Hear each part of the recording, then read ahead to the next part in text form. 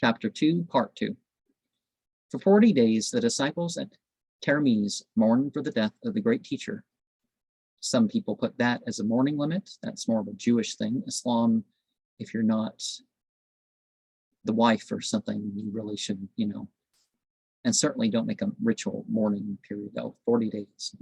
You have to keep, I can't, no, mourn for 3 more days or whatever,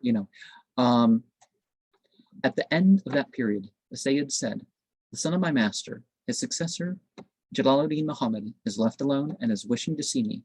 I must go to the land of Rome and place myself at his service, delivering over to him the trust which my teacher confided to my safekeeping.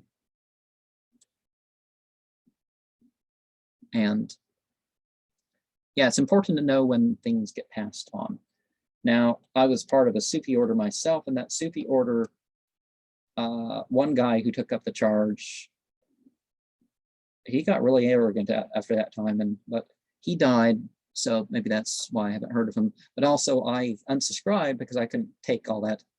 If you believe all the the revelation and the inspiration that came to Muhammad, and then but you don't know the sheikh of your time, you're ignorant. And by the way, the sheikh of the time is me. And it's like, how many speeches do you have to give where that's the point?